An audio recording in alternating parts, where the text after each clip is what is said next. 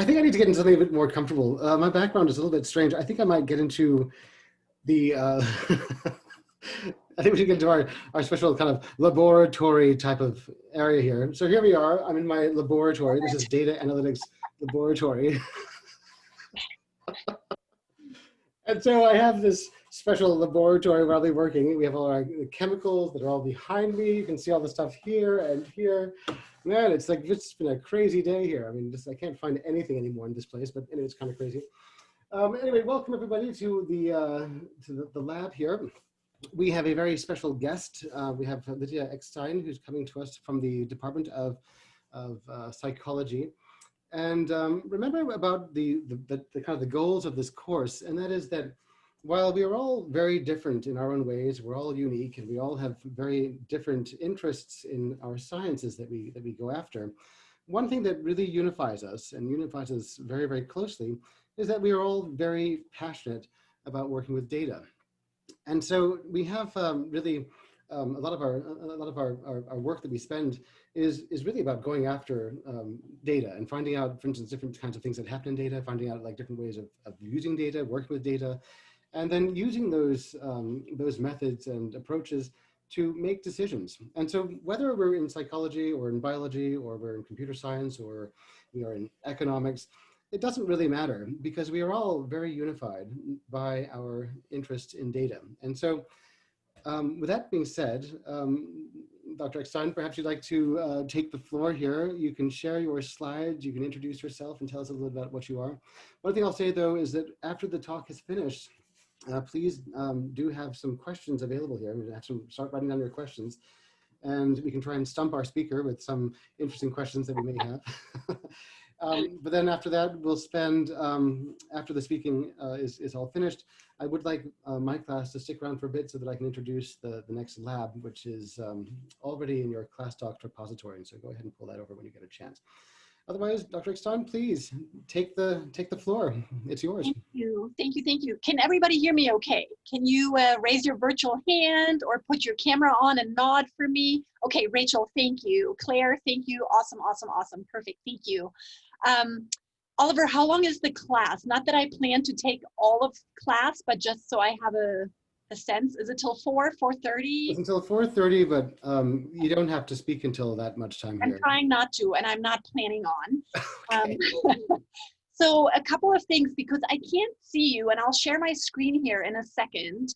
So a little bit about myself.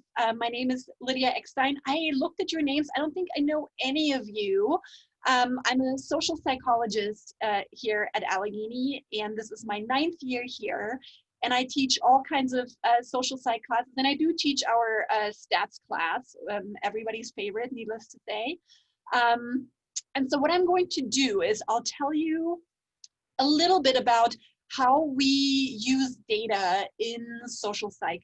I can't speak to the entire field of psychology because there's so much variability, just like there's in bio, right? Some people work with plants, other people work with sharks, and other people work with salamanders and snails.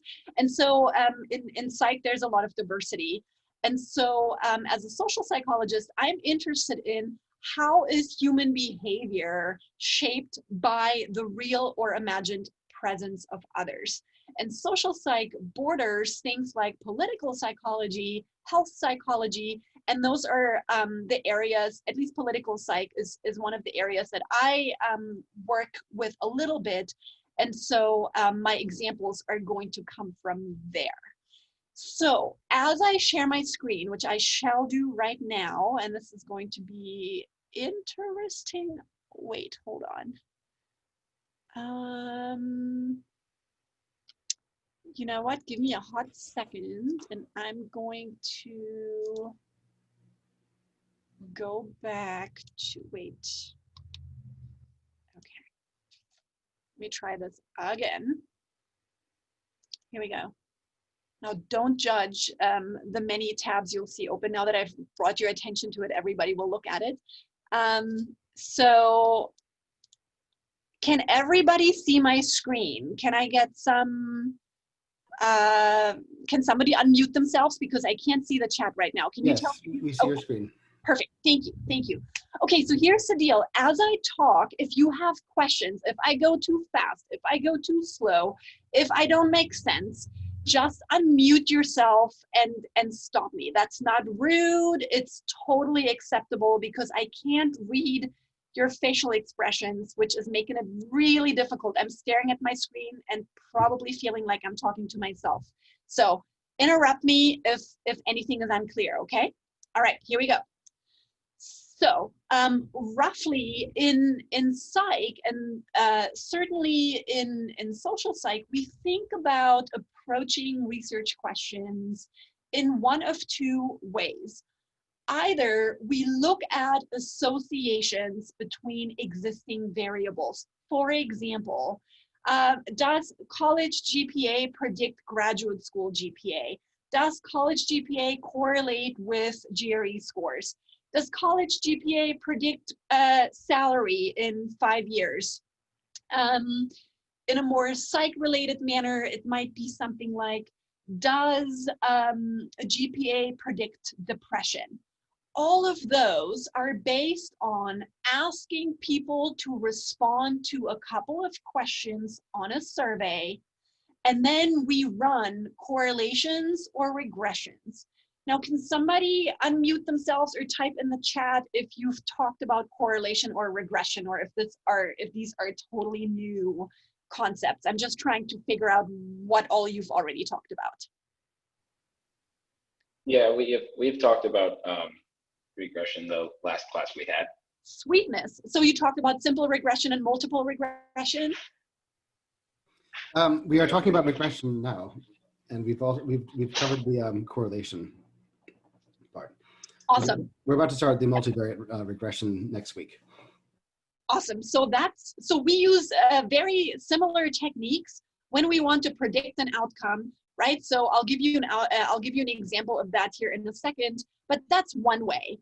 And so in terms of psych, what's important for us is that this is something we call cross-sectional research, meaning we ask human beings to respond to a bunch of questions at one point in time. The second type of research, and this is how I'm trained as an experimentalist, and what that means is that I'm interested in teasing apart cause and effect questions.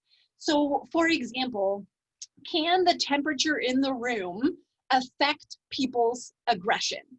So in the lab, I could now design a study where I manipulate temperature and measure aggression. And because I have temporal precedence, right? So I mess with the temperature. Temperature happens first. And then down the line, 30 minutes later, I get a measure of aggression. And because I try to keep everything else steady but my manipulation, I can actually get at cause and effect questions. So in some ways, cause and effect experimental research is the gold standard of research, and it goes above and beyond what cross-sectional research can tell me in a number of ways that I'll talk about here in a minute. And we would analyze the experimental data most often by using t-tests, ANOVAs, sometimes regressions. Have you talked about t-tests and ANOVAs? Does everybody know what I mean when I say ANOVA? When I say that for the first time in front of psych students, I usually get a bunch of very confused looks. Who wants to unmute themselves? We haven't discussed ANOVAs, but we've just finished talking about t-tests. Okay, awesome. So ANOVA, does anybody in here know what ANOVA stands for? I don't want to steal your thunder. Okay, I'm going to take the silence as a no. So ANOVA stands for analysis of variance. And it's in many ways an extension of the t-test, right? A t-test can handle what I think of as two groups. And if I want to run an experiment where I have more than two groups or more than two time points, I need an ANOVA, an analysis of variance. And I'm not here to tell you about the details statistically of how they differ. So I'm going to leave that to Oliver, but just as an overview to let you know, we use a lot of the same methods that other fields use, just of course in a different context. Are there questions so far? Let me look in the chat. Are there questions so far? Oh, wait, hold on. There's stuff in the chat. Yes, yes, yes. Any questions?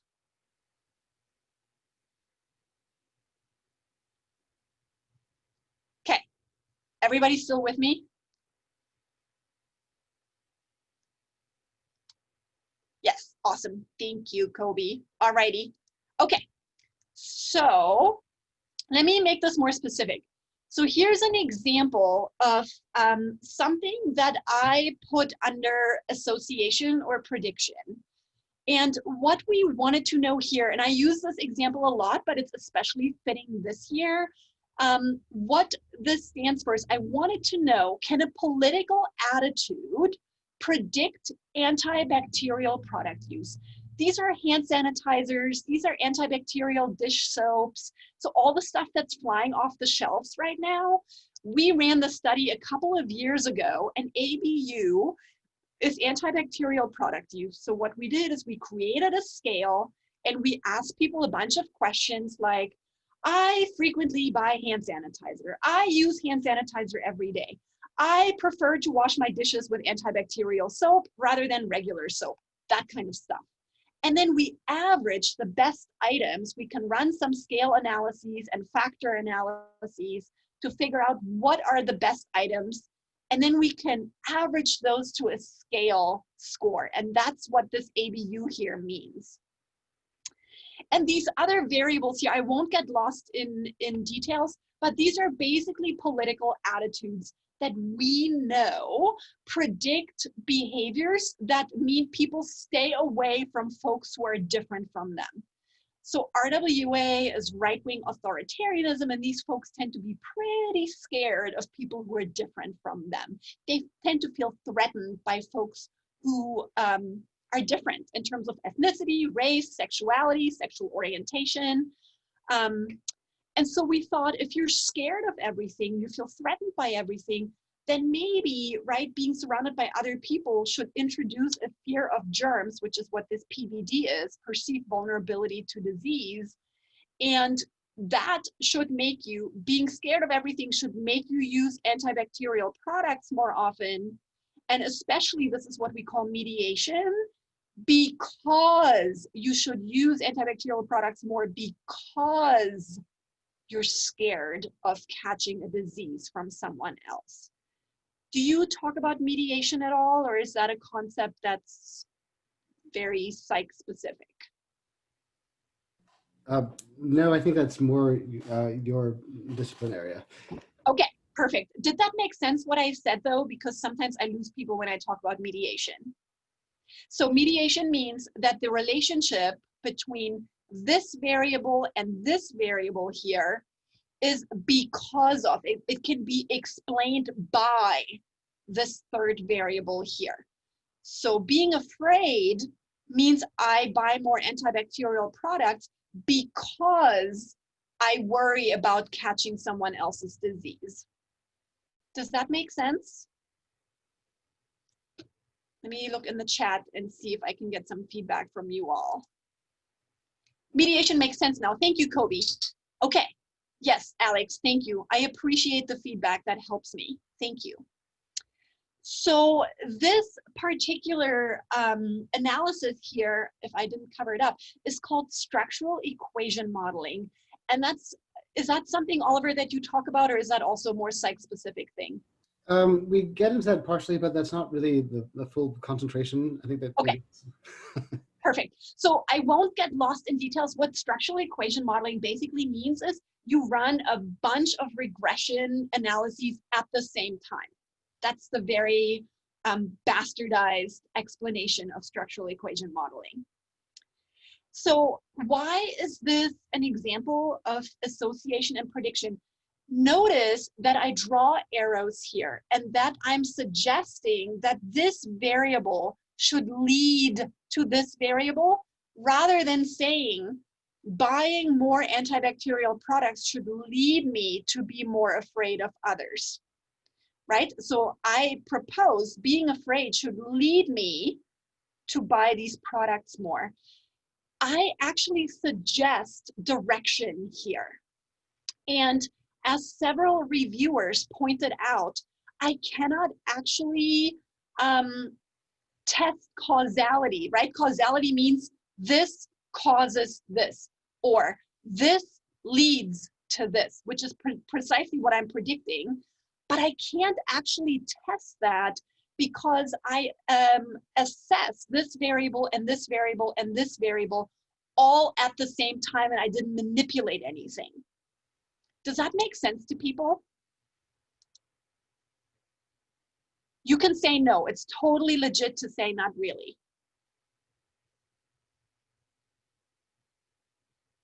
Does it make sense why assessing things all at one time precludes me? Why correlation precludes me from causal conclusions, from making causal conclusions?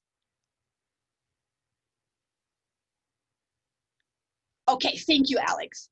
Okay, so yes, Alex, we can go over that again.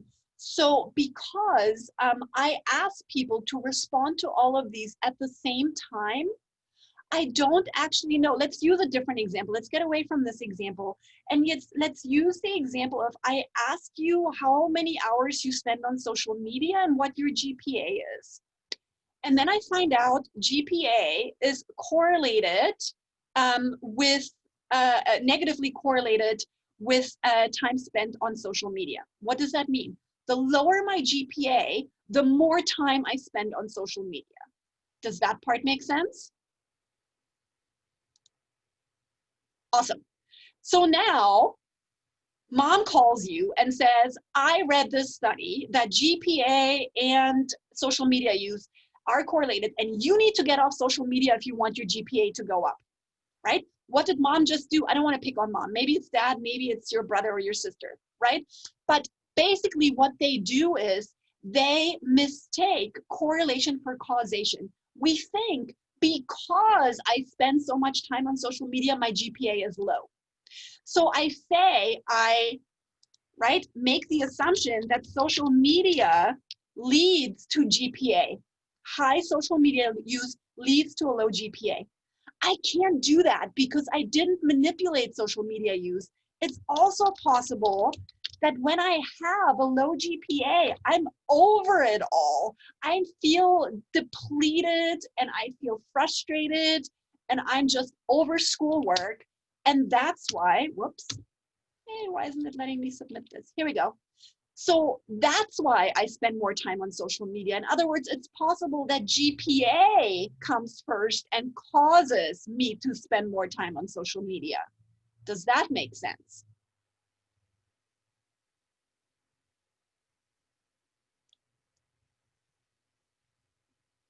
Thank you, Alex. Here, I'm going to throw one more curveball at you all.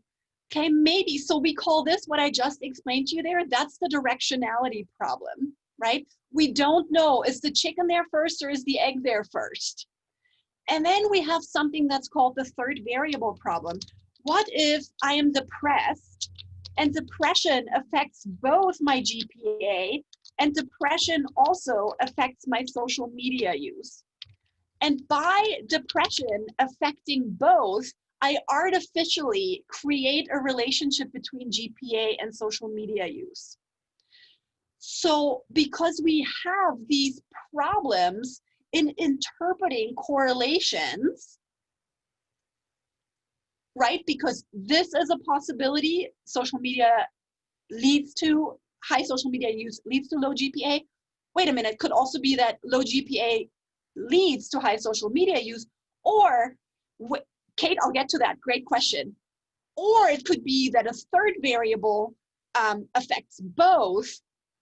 Yeah, that causes issues in terms of knowing, well, what came first. But that's always what I struggle with when I have this cross-sectional data. Kate is asking about confounding variables. Yeah, in this case, if there's causal can't be made, then why is there an attempt to make inferences?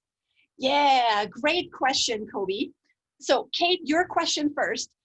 Confounding variables, in this case, I would call it an extraneous variable. So it's a third variable that affects both the independent and the dependent. In psychology anyway, we think of a confounding variable as one that only affects my manipulation. I'll get to that when I talk about experiments. Let me put a pin in that, Kate, and come back to that if that's all right. Kobe. So if causal conclusions can't be made, thank you, Kate. Why is there an attempt to make inferences? So great question. So in this particular case here, what I did here is I suggested directionality even though I had cross-sectional data. What I did is I ran a bunch of competing models where I flipped RWA and ABU, and I was able to show that the statistical fit was worse. To be honest with you, I wasn't able to convince reviewers because standards for publication in psychology have gotten incredibly stringent in the last 3 or 4 years. So I did the same thing a couple of years ago and got it published, and this has not yet been published. So why else would we then ever collect association data if we want cause and effect conclusions? Because sometimes it's an ethical situation, right? For example, I can't ethically expose you to smoke, or I can't ethically cause a divorce in your family or something. So sometimes I need to get data and get people as they come and make predictions because I can't ethically manipulate variables. Did that make sense? Does that sort of answer that question? Kobe, does that answer your question?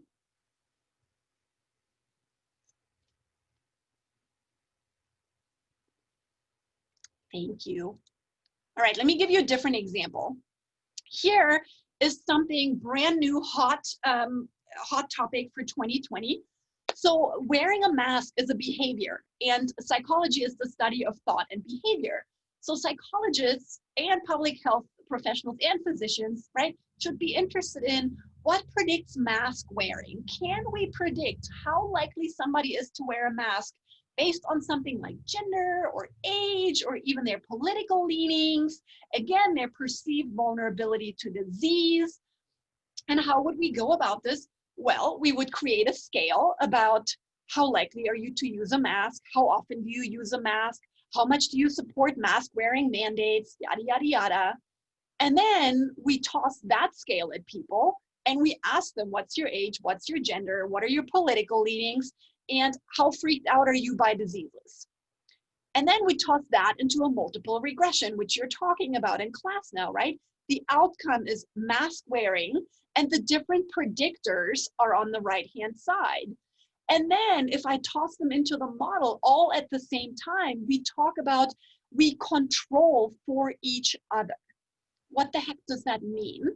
For example, we know in psychology that conservatism and perceived vulnerability to disease, they are correlated. So there's overlap between the two. If I toss them into the model at the same time, I can control for that overlap. I can pull out that overlap and see what unique contribution does conservatism make to predicting mask wearing when I've removed the overlap with perceived vulnerability to disease. I'm going to pause there to see if that makes sense.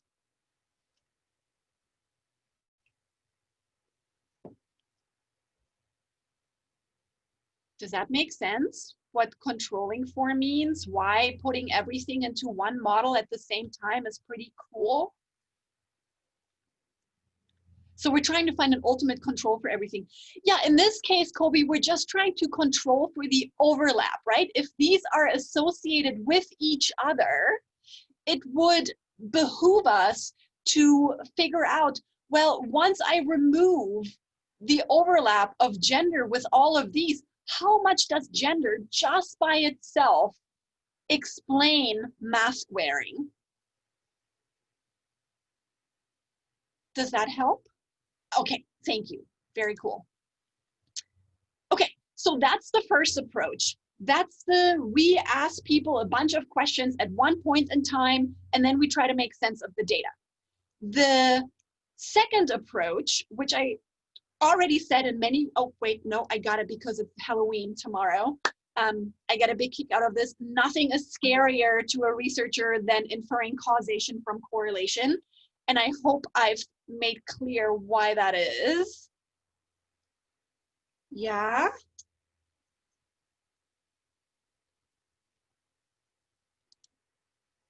Causation and correlation and causation. To get from correlation to causation, to figure out if social media causes a low GPA or if low GPA causes social media use, I need to run an experiment. And in an experiment, before I go into all these fancy nifty details here, in an experiment, we have three, oops, I'm trying to type in the chat. We have three, why can I not type in the chat? Here we go. 3 hallmarks. One is we do random assignment to conditions. What that means is the human doesn't get to choose what manipulation they get. So 2, we manipulate what we think is the cause. So if I think social media use causes low GPA, I'm going to randomly assign some participants to spend 4 hours every day on social media. And another group I'm going to randomly assign to say, you're going to spend 30 minutes every day on social media. That's the manipulation. The random assignment means people don't get to choose whether they want to be in the 4-hour or the 30-minute condition.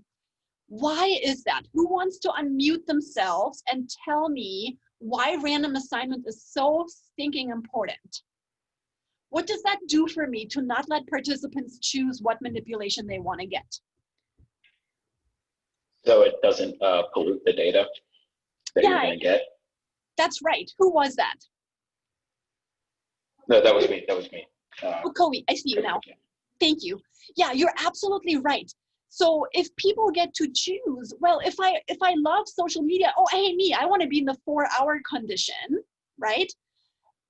Ramon, I'll get to placebo in a second. Good question. So what it does for me is it enables me to make sure that people in all experimental conditions are roughly the same. I'm going to let that sink in. You don't get to choose what condition you're in. So if I randomly assign people, then I should have some women and some men in both conditions. I should have older and younger folks in both conditions. I should have people in both conditions who are glued to their phones and others who hate being on their phones. I should have some people with really high GPAs and people with really low GPAs in both conditions. I should have people who tend to be depressed in both conditions. Does that make sense?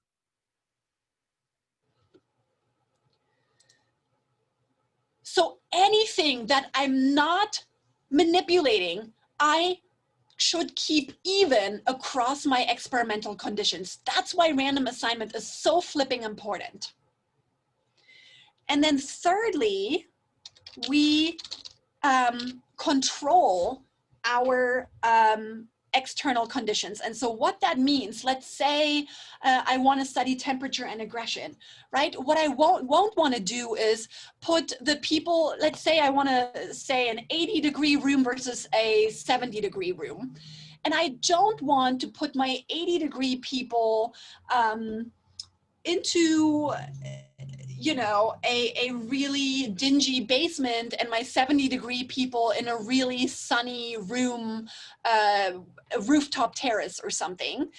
That would actually be, the question came earlier, that would be a confound. Because now I'm not just manipulating temperature, now I'm also manipulating room together with temperature. Does that make sense? So I want to keep everything except for my manipulation. I want to keep as even as possible.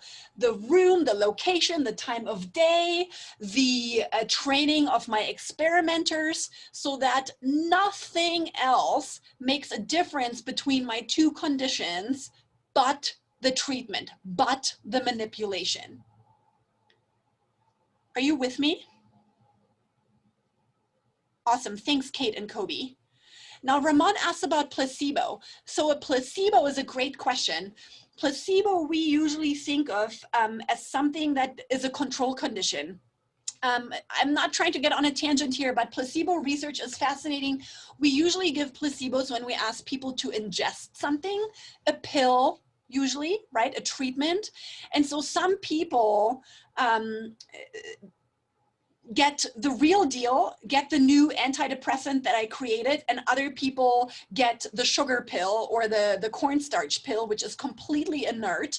And then in medical trials, the antidepressant has to vastly outperform the sugar pill, because if people are going to spend a boatload of money on it, it had better do better than sugar or cornstarch, right?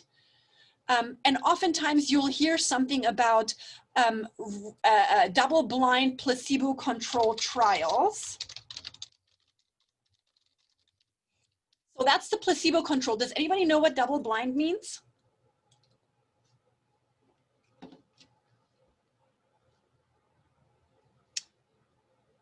All right. I think it's where no one, the administrator doesn't know, and the subject doesn't know whether it's a placebo or not. That's beautiful. Yep, Kate, they both don't know. Otherwise you're exactly right. You're exactly right, Kobe. Neither the participant nor the researcher knows who gets what. Why can't the researcher know? Why do we want to keep the researcher blind to what their participants are getting? Wouldn't that prevent any bias? Yeah, exactly. Sweetness, exactly. Because if I just created that antidepressant, I have a dog in the fight, let's face it, right? And so maybe even if I'm not aware of it, and even if I'm trying hard to keep my biases in check, I might inadvertently treat the people in that condition. I might be more friendly. I might smile at them a little more. I might spend more time chatting them up. Again, doesn't even have to be conscious, right? But I don't want any slight bias in my outcome. So we keep everybody blind to conditions, and then we see what the data say in 6 months. That's, by the way, how we're currently testing, and by we, I mean people who are in vaccine research, how the COVID vaccine is currently being tested. All right. So now let me tell you about this study, because I think this is fascinating. So what we see here is the results of a study of an experiment. Here's what the researchers did. Check this out. They sent a resume, an application that was identical. This is the control, right? This is that third variable that I meant. Literally identical materials, same job experience, literally verbatim the same application. Here's the manipulation. The only thing they changed was in one condition, the male condition, the applicant was named John. In the female condition, the applicant was named Jennifer. Let me reiterate this. That's the only thing that differed. Everything else was identical, verbatim, transcripts, everything else was the same in content. This application was now sent to professors, male and female professors, who were hiring for a lab manager. And so as a professor, I either got a male applicant or I got the female applicant. I only saw one or the other. Does that make sense so far, what I'm describing here?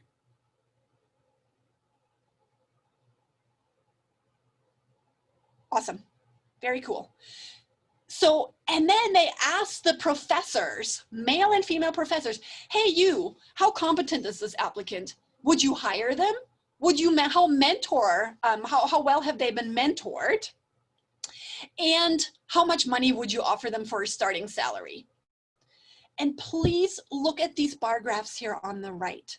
On every measure, the application coming from John outperformed the application coming from Jennifer.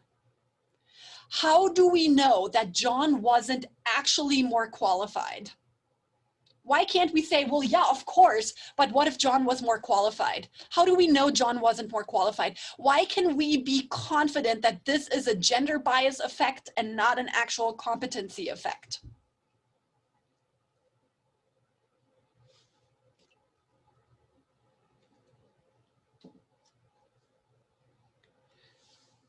Kobe, I'm going to get to sample sizes in a second. How do we know this is not a competency effect? How do we know this is a gender bias? How do we know this tells us something about gender bias on the side of the professors? It was the same application.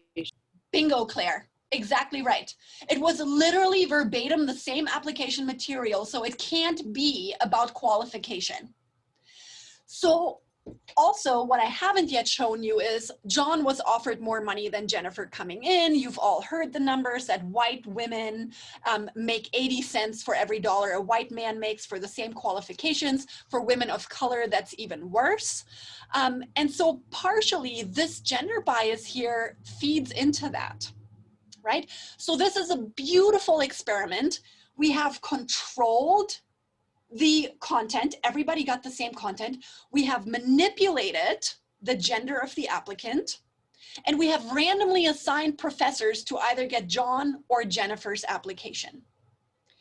Let me clarify, there was no gender difference on the professor's side, meaning female professors thought of male applicants as more qualified just like male professors did. And that tells us that gender biases are so deeply ingrained that even women in science have this implicit, it doesn't even have to be explicit, they can be unaware of it. They have this association of science is men. Men are more qualified to do science. And please, I am not endorsing this. I'm a female scientist, but there are these biases that this is a seminal study that spoke to them. Kobe, your issue about 63 or 64 per gender. So what this means is that 63 professors got the John application and 64 different professors got the Jennifer application. And you're right, it's not a huge sample size, but in psychology, having 60 people per condition is actually really, really good. And so, Oliver, do you talk about power and null hypothesis testing and p-values in here?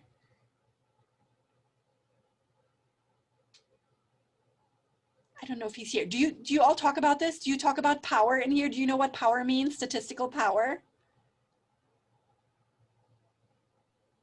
We talked about what the p-value was, everything Okay. associated with that, but. Okay, thank you, Kobe. So power basically means how likely am I to find an effect if it exists? And power basically means that the more people, the more data I collect, the more likely I am to get a P below 0.05 if there is an effect. Does that make sense? Big sample size means I'm more likely to find an effect if it exists. Does that make sense? So if in psychology, finding a significant effect when I only have 60 people per condition is actually pretty sweet, precisely for that reason. If I throw 600 people per condition at this, then the effect is like, yeah, no, duh, it was 600 people per condition. Of course there's significance. But at 60 people, it tells me that the effect must be quite sizable if I find it with this few people.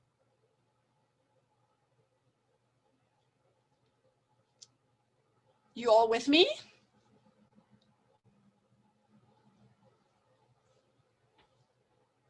Awesome. All right, let me go on here. I don't know, what else do we have? Okay, so before I go to, are we good on the two different approaches? Are there any questions about these research approaches? Couldn't that just be a coincidence? Charles, can you tell me more about that? What you mean by that?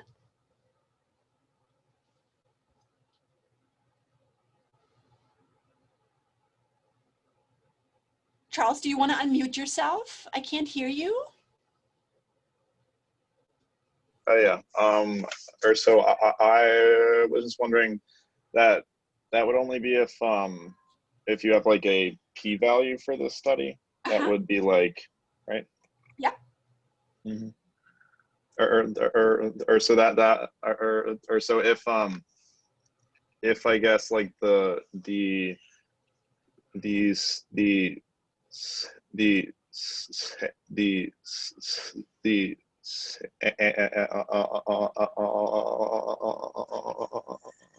sample size is smaller, then like the p-value would get bigger and bigger. So it could be more and more due to a coincidence, right?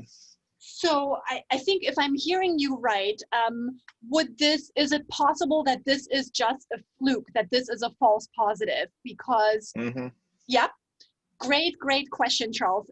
Can I put a pin in that and come back to that in a hot minute? Yeah, sure. I appreciate that question. That's a really good one. Yep. Oliver, how were the professors selected to read the resumes? Great question. So they were randomly, these were science professors at different universities and colleges, and they were contacted, they were sent, so they had a call out for lab manager positions, and then were sent at random these resumes and asked if they could reply to a couple of questions. So we do have, but we always have this issue of who replies to a call that we put out, right? Because I can't make anyone participate in my research. Oliver, does that make sense?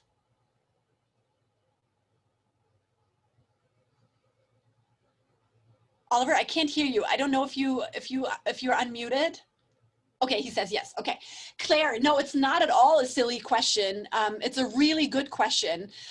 So Claire, you're getting, I love these questions. You're all on the ball here. You're getting at something that we call a manipulation check. It's a super legit question. How do we know that professors read the name of the applicant? How do we know that John actually registered as a male and Jennifer registered as a woman? That's your question, right, Claire? Yeah, I guess there's a lot of different questions that you can get into when you start going down that line of thinking, but I was just kind of wondering more about the process of making what could be seen as an assumption that I'm sure there's more thought than just assumption going into, I guess. Oh, I love the way you're thinking about this. You're absolutely right. So what we need to do is, after we manipulate something, we often give something that's called a manipulation check, precisely to see, because sometimes we all know if we get experimental material, we don't pay close attention to everything that's in front of us, right? So manipulation check here would be something like, after they've read the resume, it could be a question like, the resume I just read was from a male applicant or a female applicant, and then they need to click on one or the other. Or it may be, the resume I just read, the name of the applicant was. And so then I would filter out people who failed the manipulation check, especially in online studies. We often have to do that because that means they didn't pay attention. They didn't pick up on my manipulation. I'm seeing why a sample size of 60 is a good thing then. Thank you, Claire. So at a small liberal arts college, I get envious when I see 60 in one condition. At a large state school, when we're not dealing with COVID, that's more doable. But in online studies, I often collect data from 400 or 500 people and have to toss out half of the data because people fly through the materials in no time and don't pay attention to the questions I'm asking and to the materials I'm presenting. So that was a really good question. Could I ask one more thing here? So yeah, sure. After the experiment was finished with these 63, 64 professors, were they made to know that they have inherent biases, or did any good come out of this for them? Yeah, that's also a fantastic question. So I'm going to actually skip 2 slides ahead here, because what you're getting at is really an ethics question, Oliver. So research ethics, right, mean I have to get all my research approved. I'm sure you've all heard of the Milgram study or the shock study or the Stanford prison study. And ethics basically means rest assured that psychologists can't do whatever they want to humans or to animals for that matter. And so part of ethics means I have to get your informed consent. That's the same that your doctor gives you when they say, listen, I'm going to take out your appendix and here are all the risks and here you could die. Yeah, okay, fine, still do it. That's informed consent. We have to do the same thing. And one of the other ethics rules is we have to debrief people afterwards. In other words, once we've collected all our data, we have to let you know, hey, listen, Lydia, I didn't tell you the full truth about the study, and here is why, because we needed your true responses. And that's called deception. So here, the debriefing would have said, we actually studied gender bias. We didn't care about whether you wanted to hire this person. And here's what we found. Please know it doesn't tell us anything about you or your biases as a person, but as a conglomerate. On average, it tells us that professors tended to think of male applicants as more qualified than female applicants.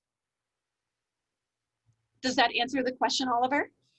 It does, but I wonder whether if there's any kind of like, I guess this is out of the scope of this particular research project, but I wonder whether, for instance, when next they saw a resume, whether they had learned anything or whether they had gone back to their original ways. Yeah, that's so good. That's such a good question.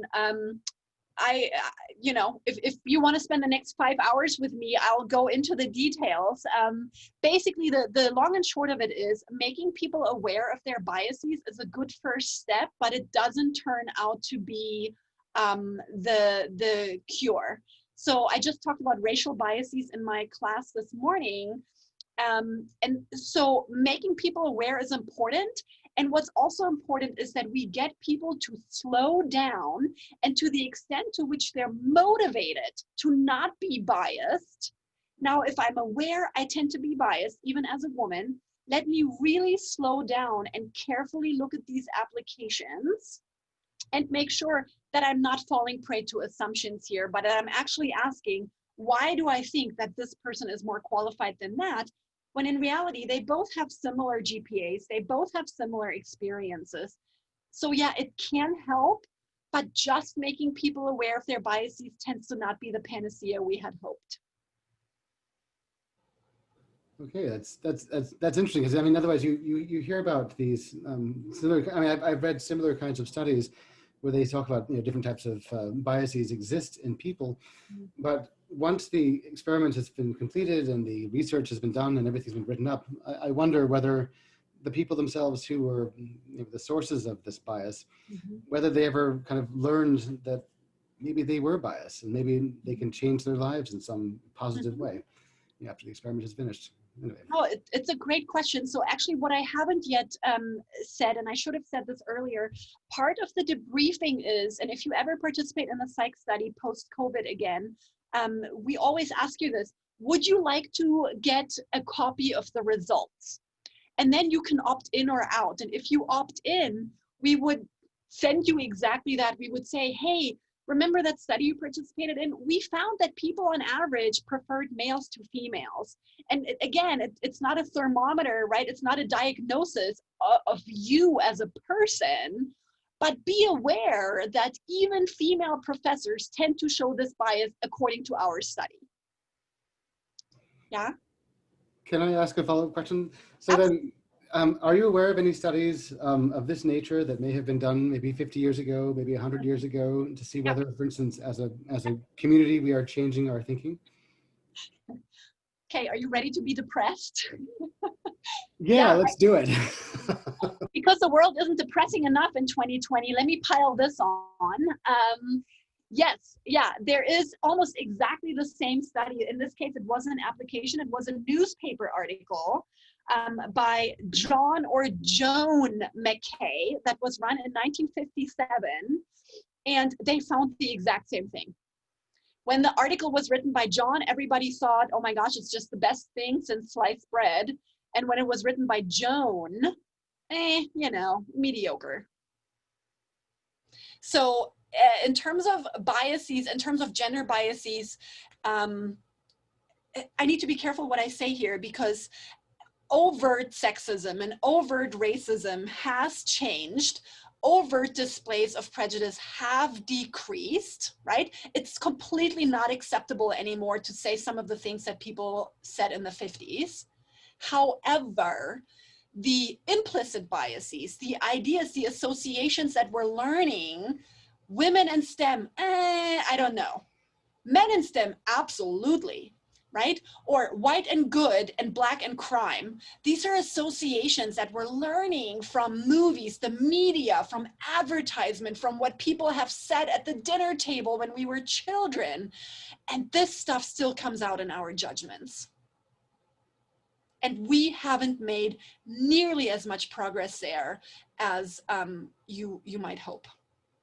I suppose that maybe one thing that maybe we could take solace in is that the reason why we are so upset by these kinds of results is because as a community we are moving forward and becoming more inclusive of everyone in our communities. And so perhaps maybe back in the 50s, these studies about John and Joan, nobody really spent any time thinking about them. But now we have this study that you've just presented where it is abhorrent and we are upset, but we're upset because our standard of living and of thinking and our intellectual kind of evolution has moved forward. It's like we are becoming better.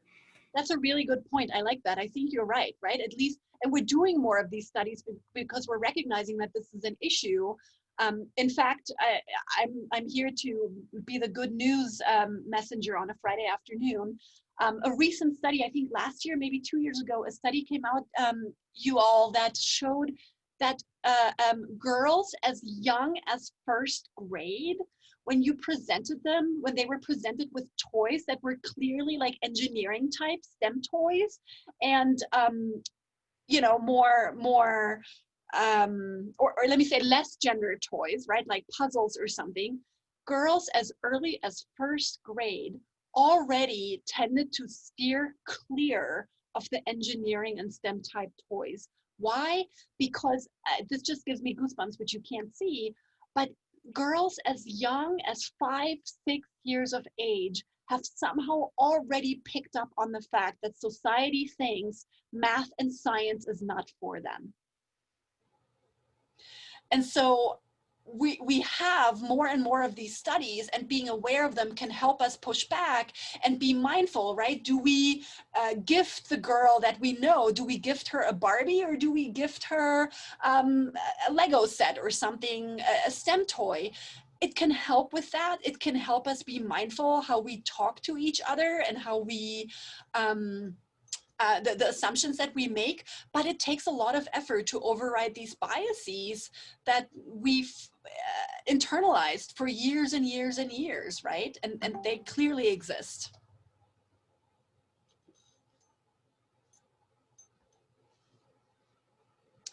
I have silenced everybody. I think that we're all just deep in thought. It's a very deep subject here, and one that we really must work as a community to overcome. Otherwise, we're not progressing as people. We're just kind of staying 50 years away from where we should be, you know, or 100 years or 200 years. It's like, but we're not evolving, which is sad. Amen. And let me go on my soapbox that I went on this morning. If the year 2020 hasn't taught us, because the last couple of years weren't enough to teach us that when it comes to racial bias, the story in many ways looks even worse.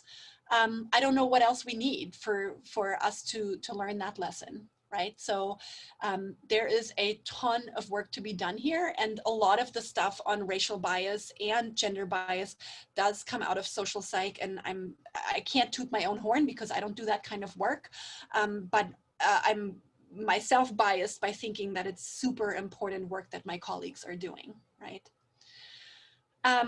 I'm pushing my time here, so let me just wrap up by saying that some of the challenges we deal with in psych research is, when you think about it, we're trying to measure behavior that's incredibly complicated. How the heck do you define aggression, and how do you study aggression in a lab? It's obviously not ethical for me to say, yeah, go ahead and punch each other, right? And so we have to come up with all these other sneaky ways of measuring this. I'll make it quick, but this is kind of fun. One of my favorite ways of measuring aggression is something that doesn't cause lasting harm, but that still is unpleasant, and that's doling out hot sauce, right? So I, for example, I'm very spice sensitive. And so even the slightest bit of hot sauce sends me into insane amount of pain. And so if somebody purposefully gives me hot sauce, that fits our definition of aggression. We inflict pain on someone who doesn't want to have pain inflicted on them, right? There's an intent to harm, even if it's just for a couple of minutes. And so hot sauce, doling out hot sauce is a measure of aggression for us, right? So if in the hot room, you subsequently put more hot sauce on a cracker for this person to eat, we would take that as saying, wow, okay, people in the hot room doled out more hot sauce on average, so heat might just contribute to aggression. And so having all these different rather hard to define concepts for us to operationalize and study, that's one challenge. Another challenge is, as COVID has shown us, we're doing science on sensate human beings, often in a lab setting. And at the moment, you all, this is frozen. I can't bring a human being in here and hook them up to EEGs or give them crackers to eat or put them in a hot room. I can't do any of that because public health protocols don't allow that. So I'm limited to doing research online, and we already tapped into the fact that the data quality is often questionable in online studies. We've spoken a little bit to ethics, right? I need to make sure that anything I do to my participants, I ultimately explain, and that I never cause long-term harm or discomfort. So I can collect blood specimen. Well, I can't. I have to hire a phlebotomist to do that, but that's fine if I can show the protocol that says, here's how we prevent fainting and infections. Yeah. I have to debrief my participants. We've talked about that. And lastly, the last thing somebody asked earlier, could it be a fluke? Could it be a false positive, what they found? Fantastic question. Yeah, it could be. Anytime we find, we have a significant finding, it could be a false positive. It could just be a fluke, right? And so social psychology has actually been in the news in the last 10 years or so because it had a lot of false positive findings. Because a lot of social psych, as you can tell, is kind of sexy research, right? It's interesting that in a messy room, we judge people more harshly. Wow, let's put it on the front page of the newspaper. The problem is, if we go with these studies that are interesting and sexy and we just publish them and run with them, without first checking if that was a fluke, that gets us into trouble. So now we have severely tightened our publication standards. And now to get anything published, you have to show that you can replicate the effect across a number of different studies. We usually, for the prestigious journals in social psych, we're talking anywhere between 6 and 12 replications for a single publication, y'all. And I need to show, okay, this aggression thing, when I put people in a hot room, that works for hot sauce. It works in a different study. We had people punch a bag. In a different study, we had people dole out noise blasts. In a different study, we took this out into the field. So replication means different measurements, different participants, and different studies altogether. If I find the same thing over and over and over and over again, now I can start to trust that there's something real going on here. Am I making sense? Yes. Awesome. So that's kind of what we're up against. That's you sort of got the Cliff's Notes version of the joy and pain of doing social psych research. And at this point, I think I'll just open it to any kind of question that you have. So we're back now. Well, yep, we're back to the beginning. So I'll ask, I'll open it up to you all. Anything you're curious about?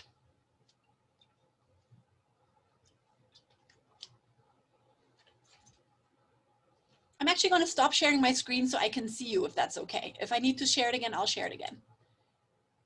All right. Hit me with your questions.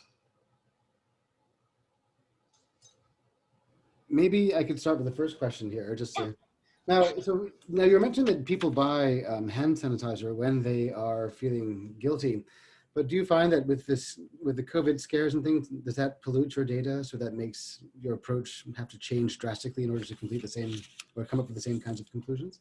Yeah, it's a great question, Oliver. We actually haven't collected more data since COVID started, precisely because we're worried about that.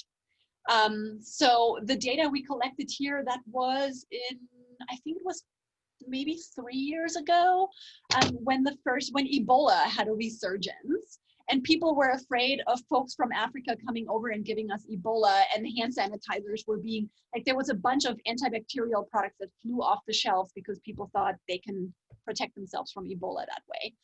We haven't done COVID yet. It's a good question. Yeah. Other questions?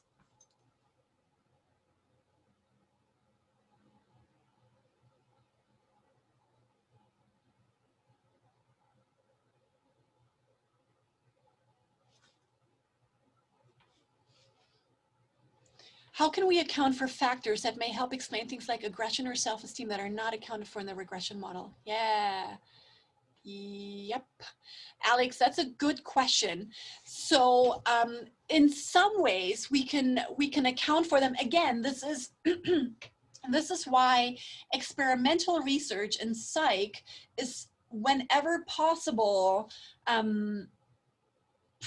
I need to be careful. I wanted to say preferable to non-experimental research. It can be more powerful than non-experimental research, because if I have random assignment, right, everything about these two groups that I didn't account for by asking for it should be even. Intelligence, socioeconomic status, baseline aggression, adverse childhood experiences, what have you. These two are equal. This group I put in an 80-degree room, this group I put in a 70-degree room. If these folks show more aggression, I know this must be due to the temperature, because everything else was equal between these two groups. That's the power of random assignment.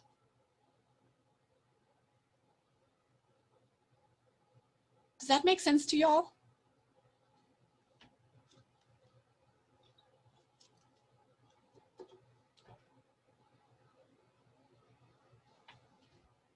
Did I lose you? Did I talk you all into a coma?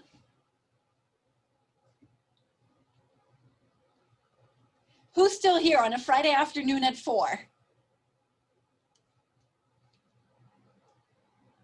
Nobody. Couple of you. Okay. Thank you, Kobe. Thank you, Garrison. Thank you, Autumn. Okay. Kate, Wesley, thank you so much. I appreciate it. I'm being facetious. I'm kind of joking. I know Friday at 4 is a hard time to talk about data analysis. It can also be a fun time. What else? What else do you want to know about psych, psych research, social psych?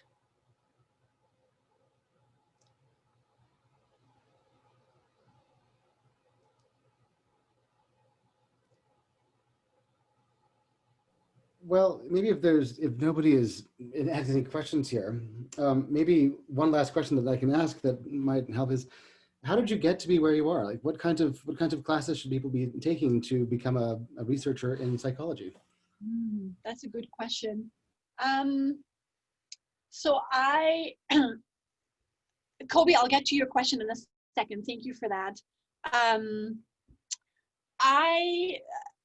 Maybe some of you heard it. I'm not from the US. I was actually born and raised in Germany, and so my trajectory was a little bit different. But I got my bachelor's and master's degree jointly in Germany, and so I really got into research as part of my master's degree, which is sort of like a bigger comp, right? You're doing a mini master's by writing your comp, and it is, for many of us, when we get to run our own research, it's like, holy cow, finally I can do something I'm really interested in. And this just rocks my world. And it's so exciting and so interesting to find your own stuff. And that's how I got into it. For me, I then took a break and taught high school for 2 years and loved teaching. And so for me, it was easy to know if I want to teach and do research, I got to go get a PhD so I can end up at a smaller school like this. If you, so I really care about being in a liberal arts setting. I have colleagues who just want to do research all day long till the cows come home.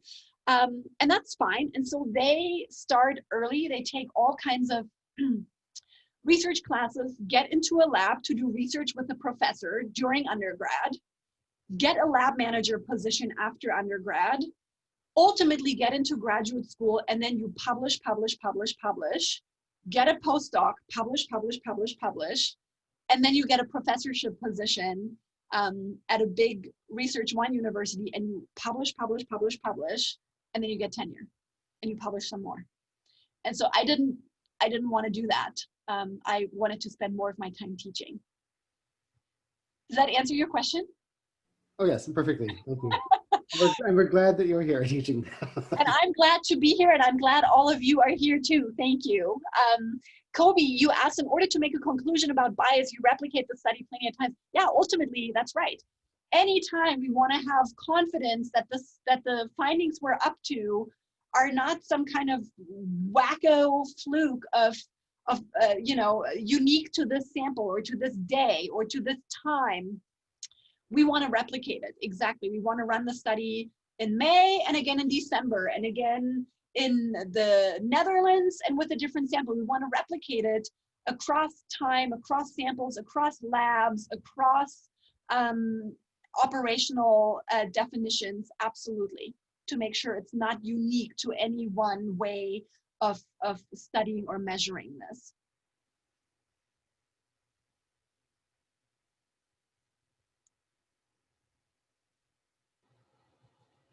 All right, I'm going to give you one more minute to pepper me with anything else you always wanted to ask a psychologist or a social psychologist.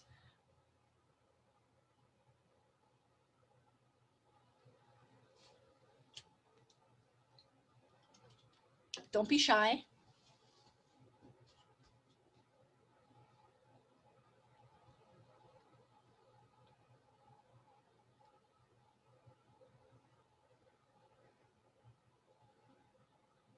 All right. I don't think that was a full minute, but I take it there are no other questions for now. You're probably tapped out Friday at 4. You see my name on here. It's L. Eckstein at Allegheny. If you have other questions, anytime, send me a message. Stop by my office. Oliver can get you in touch with me. So any of these would be fine if you have other questions. I really appreciated all the contributions and questions you made and asked today. Those were great, really excellent questions. And yeah, that's all I've got. Okay, well, thank you, Dr. Eckstein. That was very informative. That was a really exciting talk. I really enjoy hearing about these kinds of research areas, though, because I mean, as diverse as they are, they all come back to the sharing of data, and that's really what we all do. And I think that's if we remember that we all work with data in some way, it will really bring us together. It's a really unifying and exciting concept to think about, and I think especially in these times, a little unification isn't a bad thing. So anyway, but thank you very much for coming. I like to think that when the questions come, they have your email, Eckstein, and so they know where they can go. And thank you very much for making the time to be with us today. That was it was my pleasure. Here's my email address. I'm putting my email in there. I really thank you for inviting me and for listening to me for an hour and dork out about social psych, because that's my thing. I really appreciate it. And maybe I'll see you in a class down the road. Have a good weekend, everybody, and I'm going to tap out, okay? Perfect. Right. Thank you very much. Bye, everybody. So my class, please stick around for a second here. Thank you, Dr. Eckstein. Thank you very much. Wonderful. Bye. Okay, so go ahead and thank you everyone for being here in such a long lab here. But please go ahead and pull up your class docs repository. I just wanted to talk about the lab that we're going to be going through, covering next. It is a 2-week lab, so I think you'll have time to go through everything. Let me just get my slide up here so that you can see what's going on. I'll try and make this short so that we're not here until late into the evening here trying to hash out our slides. But this should be your repository this should be in your repository. Please let me know if you don't find it there. That just means that I must have forgotten to actually push it out, which could be a little embarrassing, but whatever, it can happen. But really what we're doing now is, this is really much in alignment with what Dr. Eckstein was just talking about.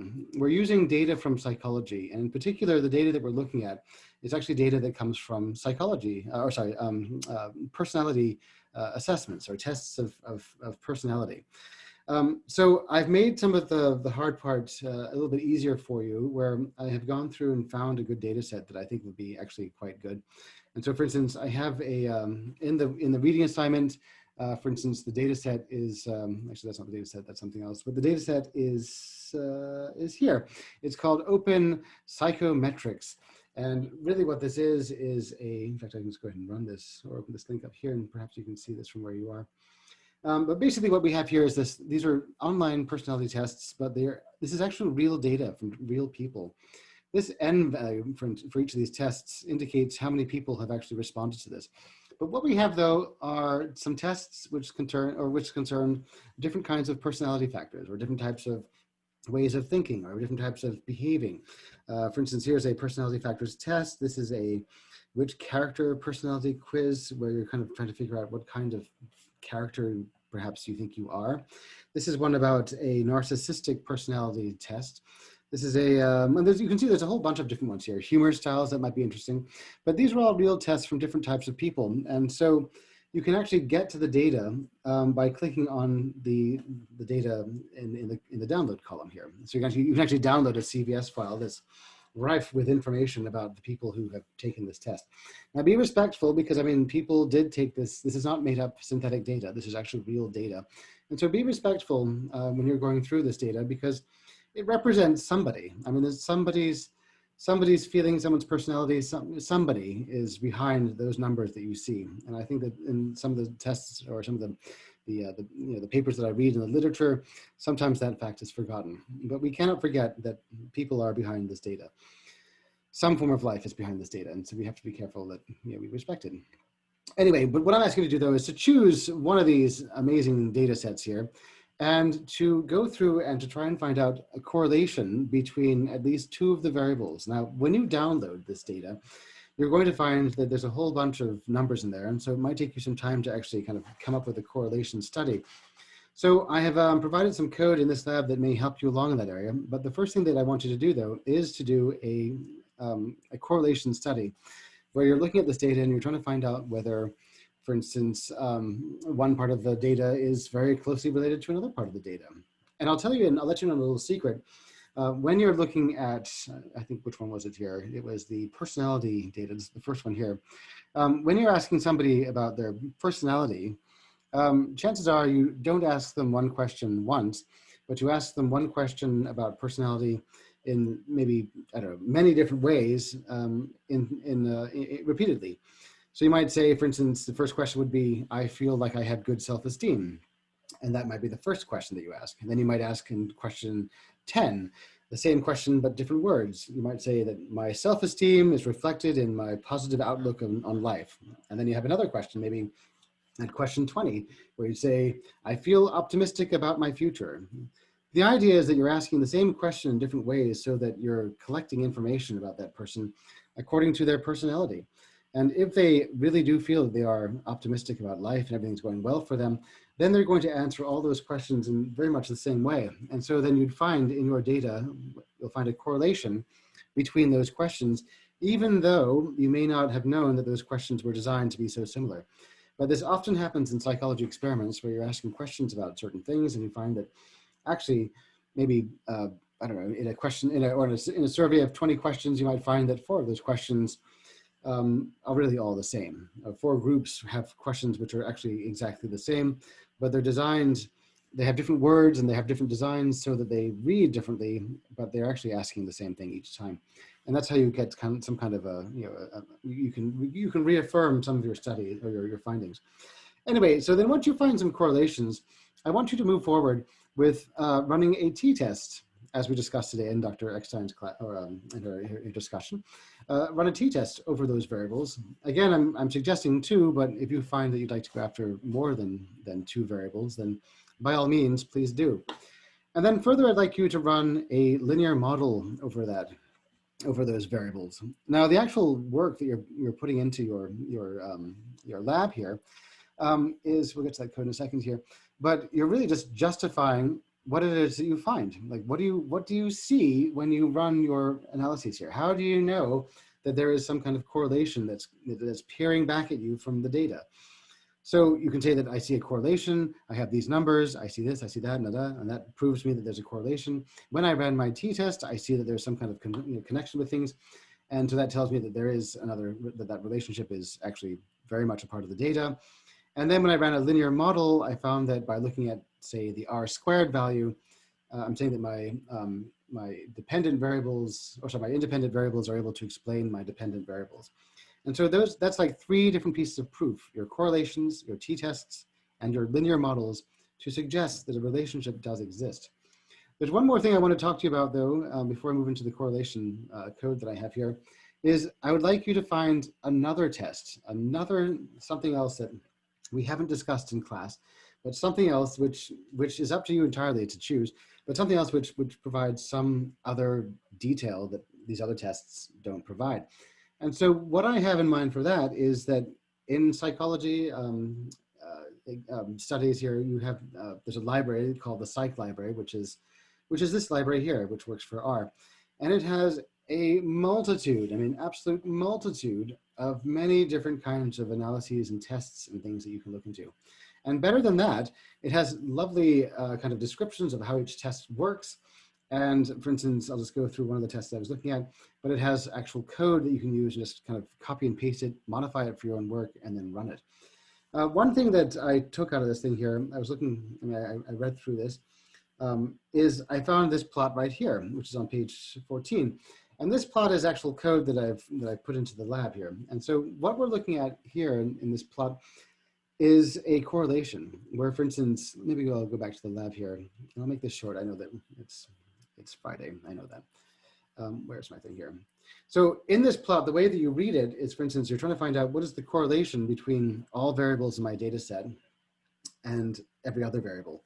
That a variable to every other variable. This data set, by the way, is like the SATs, the college SAT tests, or actually, I guess it's not college. I guess you call them high school, but they're the SAT tests that many students took to get into college. And so you're looking at how people did in general. But not just that, though, not just looking at their scores, but you're looking at, for instance, how much education they had before they took the test, what they got on the test, and their gender. Now, if you wanted to find out like how age and SAT-V for verbal, how the verbal section of the SAT, how that, what kind of correlation you had, you'd find the intersection, just as I've drawn out here, just as you see, between the red arrows. So the red arrows from the age, you slide over to the column where you have SAT-V, and then you move up, and then you see that value, negative 0.04, is suggesting that the age really has nothing much to do with the verbal performance on the SAT test, because remember the score alternates between -1 and +1, and this score is really close to 0 on the negative side, to suggest that there isn't much of a correlation. Now, the other side of this thing here, the other intersection where you have the blue arrows, this will show you a plot of what the age and SAT-V would look like if you were to make a kind of a Cartesian point system and then plot those points. And so this is actually, code that's offered by this, in this document here, that you can just go ahead and use. Of course, you have to install this.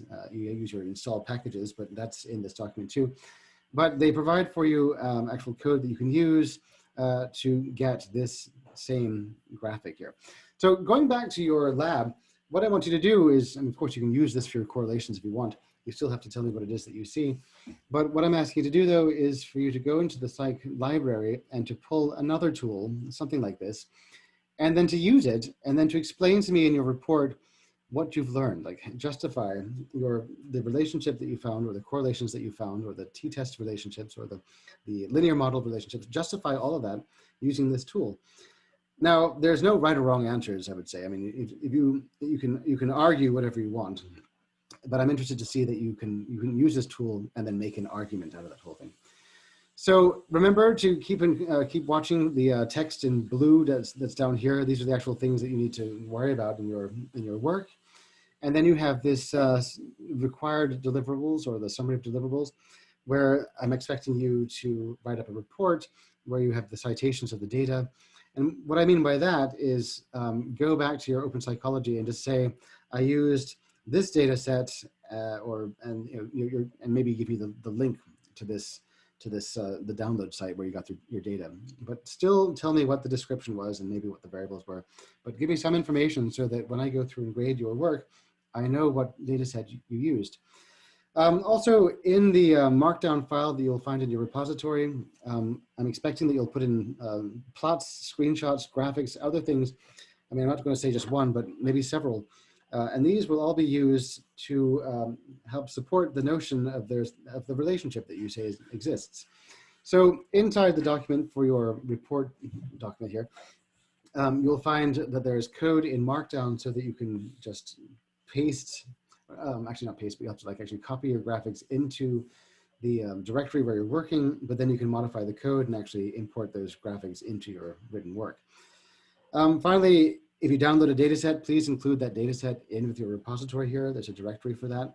And then I would like to have your actual analysis file that you used with everything that you did for this project. So that means that I can just sit down, I can open up your data in your analysis code and then just push run and get exactly the same results that you put there. So I can see, for instance, how your code works and kind of follow your research. But basically that's it. You're just producing really a report to say that I found a correlation. It exists in this data set. I used these models, the t-test and linear models, and the new test to illustrate that that correlation actually is a real thing. If you want to find other correlations, then by all means, please go. I mean, I'll read whatever you put, but I'm expecting you really just to find a correlation between at least two variables. But if you want to use more variables, then that's entirely up to you. One last thing I'll say is this is due on November the 13th. I hope that's a Friday the 13th. I'm not superstitious, and so that should not be a superstitious day, but I guess it sounds like I'm superstitious if I notice that's a Friday the 13th. But anyway, what I'm saying is that you have plenty of time to go through this. And so don't think that you have to get all this stuff done in one day. Actually spend some time to think about it and to kind of enjoy the notion of going through these different data sets and discovering something interesting about psychology. Are there any questions that you may have? Well, if you do have any questions, please let me know. As you know, I'm available by Slack, email, and I even have office hours. But otherwise, that's really all I wanted to say. And so I'll let you go here. Everyone, have a great Friday. Be safe out there if you're going trick-or-treating. Watch out for trick-or-treaters on Halloween. Otherwise, stay well. All right. Take care, everybody.